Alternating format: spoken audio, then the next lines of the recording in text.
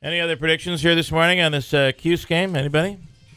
I like the fact Christine? that no, I'm not making a prediction because I'm completely unqualified. But I like the fact that So's Brandon the guy said, in Syracuse that is tied for number one going into this weekend in the Yahoo bracket. I did like the fact he doesn't know anything, but there he is, atop for $50,000, which he won't win. He won't win it. Brandon said he's drinking the Kool-Aid and it's orange. I like that. Yeah. All right, Banansky.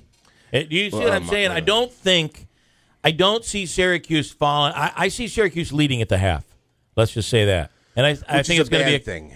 Which can be a bad thing for Syracuse. So one of two things is going to happen. Second half, Syracuse comes and they blow them out. They win the game. The other thing, it comes down to something really, really close, and Syracuse could lose. I hate it when they're ahead at the half because they always seem to just plummet in the second half. I don't get it. But I think blowout. I really am going for blowout. I'm gonna ask. Well, I do think Syracuse can win. I never thought they'd be this far, so I'm going to say I do think they will win. But I don't know how close of a game it's going. I don't know if they're going to blow out North Carolina. It's going to come down to another heart attack. Oh, boy. Andrew? Well, our arteries are probably used to it at this point, being Cuse fans, cardiac Cuse.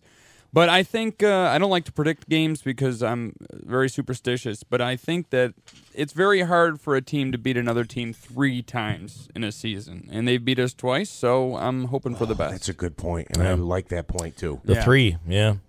Maria Kelso is running for the assembly, for the assembly on the Republican line. That would be Claudia Tenney's seat, and Maria's on the line here now. She is from where are you from? Otsego County, down near Binghamton. Is that what I'm told?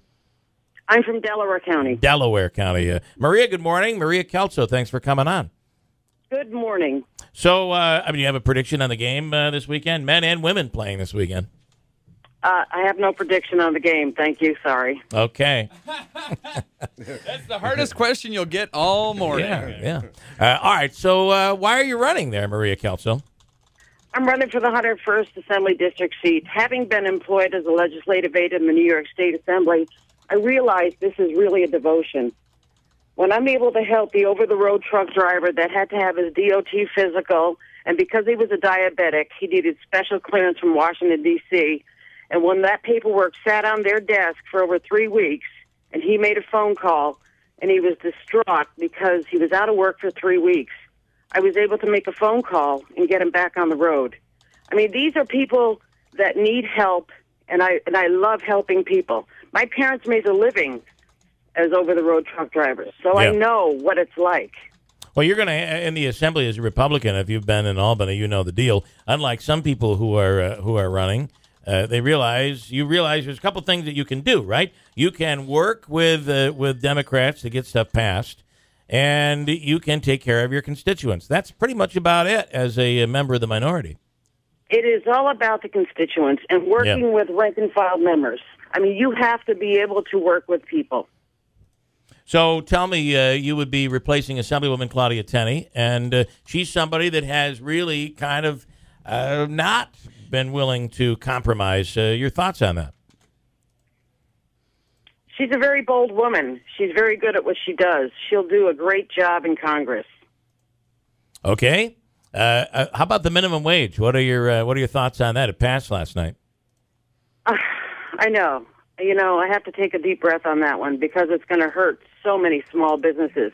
Me being a small business owner my own, with over 20 years experience in private enterprise, I fully understand the destructive nature and the obstacles placed in the way of entrepreneurs in the state that is unfriendly to business. This is only going to embellish on that. Yeah. What about the fact that it seems to be, it'll go by 2018, $15 in New York City, but to the north, everybody upstate, we're all probably not looking at $15 an hour until after 2022, and then it's going to be based on cost of living. We probably will say, I think the law will place this at $12.50 by 2022. The difference between the two, your thoughts on it? The rollout. I have to tell you, upstate New York is so much different than downstate.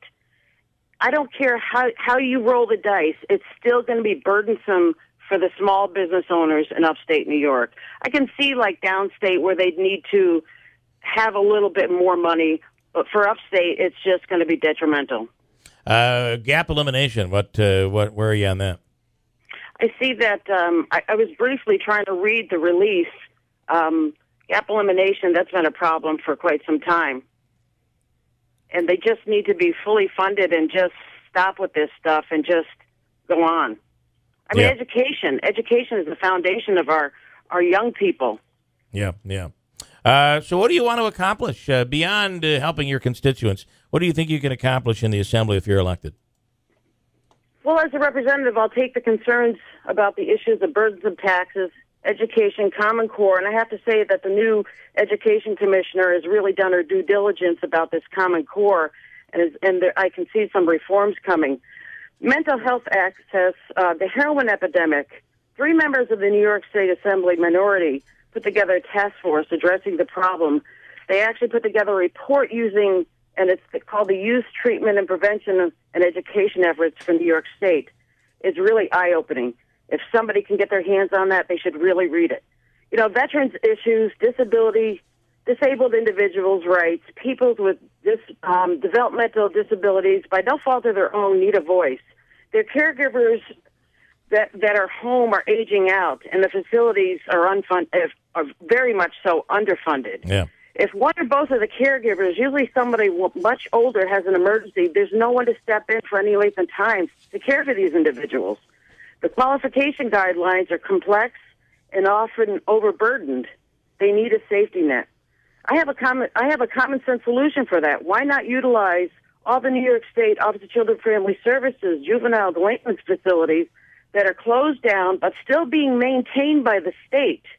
Transform them into a facility for these folks, possibly a place for our displaced veterans. What about a treatment center, rehab center for the ever-growing problem for the heroin epidemic? Okay. Why send them to a center in California or some other Western state? These are common sense solutions. And let me, I take all of this extremely serious. We had another candidate who's running as a Democrat for your seat. She will potentially be your opponent down the road in November. And she said, listen, when it comes to microstamping, technology has gotten better, and it might be doable. What are your thoughts there? We don't need microstamping. We need to concentrate on the Second Amendment, which I hold dear. I'll always fight for this. I'm a licensed concealed weapons permit holder. I'm licensed in 39 states. I'm a member of NRA and SCOPE. We don't need microstamping. What we need is for our families and our farmers and 4-H and FFA and our local county fairs in which our children flourish through agriculture, get them the funding that they need. That's what I'm concerned about. All right, Maria Kelso, thank you for your time this morning. Hopefully we'll meet you in studio sometime. I hope. Okay, thanks. Thank you very much. Okay. Thank you. Thank you. Bye-bye. Bye. She's all business. She is. Yep. Hey, don't hold it against her. I read from notes, too. Got a break. Hold on. We're coming right back at WIBX.